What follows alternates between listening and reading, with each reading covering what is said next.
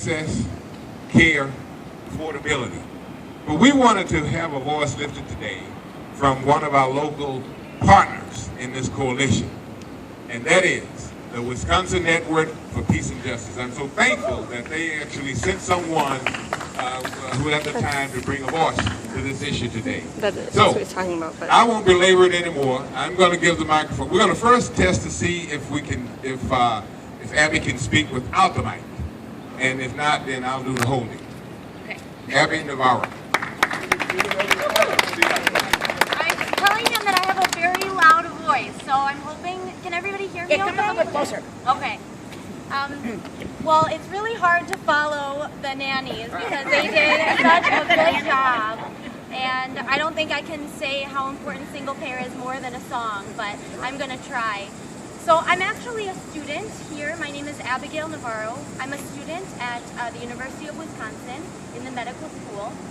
And I'm also a very, very proud member of Physicians for a National Health Program.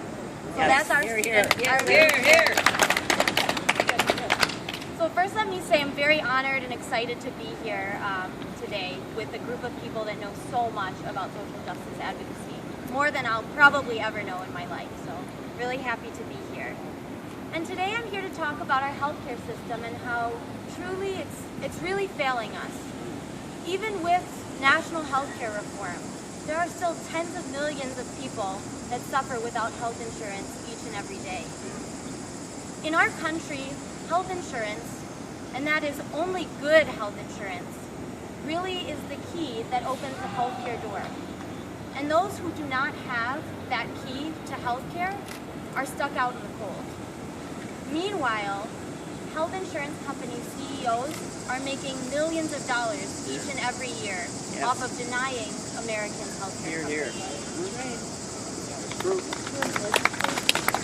Furthermore, the U.S., as you all know, spends more of its GDP on healthcare than any other developed nation in our world. Some people believe that, well, we're spending more on healthcare, so we must get better healthcare outcomes, right? That is not correct in our nation. It's been shown through the Commonwealth Fund time and time again that the U.S. ranks lower in healthcare outcomes than most other developed nations. And this report also showed that the biggest difference between the U.S. healthcare system and all other developed nations is our absence of universal healthcare coverage. I'm here today along with these beautiful women to say that it doesn't have to be that way. That single payer is the answer to our healthcare problems. So those of you who don't know what single payer is also called Improved Medicare for All. It's a publicly funded but privately run healthcare system, but it provides basic care and healthcare services to all people living in the United States.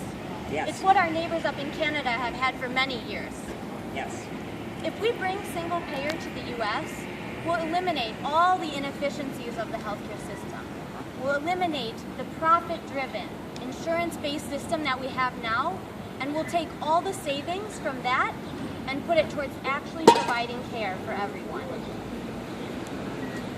Our specific group here in Wisconsin, Physicians for a National Health Program, is also a national organization, and they advocate for a comprehensive, universal, single-payer healthcare system.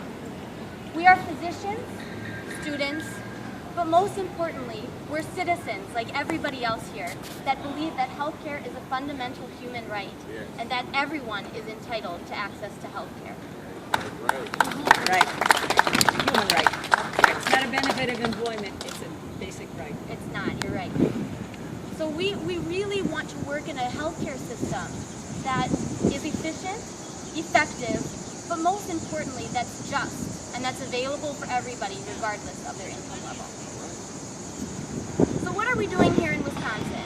In Wisconsin, we've spent many years as Physicians for a National Health Program, doing healthcare advocacy at the state level. So we've advocated for a Wisconsin-based single-payer healthcare program, which is also something that's already going on in Vermont. In 2017, they're planning to implement a single-payer healthcare plan. So,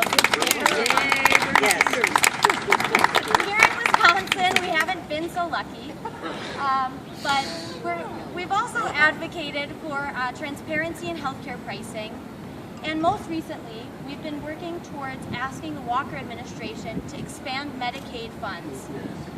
Take that money from the federal government so that we can provide 84,000 people who are in that gap between not poor enough and not rich enough, so that they are not allowed to have access to health care. These are our neighbors, our coworkers, our friends who are suffering without health care. So what can we all do here to help move our healthcare system in the right direction? We can talk to everybody you know about universal health care through a single payer-based system. Tell them that countries like Germany, France, the UK, and most importantly our neighbors, Canada and Mexico, all have some form of universal health care, but we still don't. Tell people that even though those countries cover all of the people's health service needs in their country, that they still pay less for health care than we do. And tell people that healthcare is a basic human right, and that we should not tolerate a system that does not provide healthcare to everyone and just does it based on their income level. Yes, here and here. Another thing that you can do here in Dane County is share your story, your healthcare story, or if you know someone else who has suffered from the way our healthcare system is run now. Right now, Physicians for a National Health Program is collecting stories here, and Brooke has some more information about that if you're interested or know someone who is. And we're collecting stories to really show how people in Wisconsin suffer because of the way our healthcare system is run right now. The stories we've collected so far are so moving, and I will not do them justice by telling them here. The people who have told them would do a much better job of telling you the emotion in their voice about how the healthcare system has, for example, denied a father, a hard-working father, who got laid off and lost his access to diabetes medication, thereby lost his health and lost his ability to look for a new job, lost his livelihood through this. Or the woman who had an unexpected stroke and went into the hospital seeking care and came out with an over $30,000 medical bill that has buried her in debt. These stories are stories that aren't heard enough and need to be heard. Yes. Yes, yes. And the last thing I would just say that everybody should try and do is to keep putting pressure on our current Wisconsin administration to expand Medicaid funds and take that money. Yes. It's a no-brainer. Call your representatives and let them know that providing insurance in Wisconsin to every person will not cost us anything as a state, and it is the right thing to do. There is no reason for us not to expand Medicaid at this point. So let's make our collective voice heard. Thank you guys so much. Thank you. Yeah. I got a question. Yeah. You have a position paper that you can provide in the message with, when is it on the Wayne County website? I mean, conference website. The state conference and then to Debbie Barber and the national. I got it. Yep. Can you make that happen? Yeah, I'll write down Okay, your... so let's do that. Okay, that's It's HR portal, different. Okay.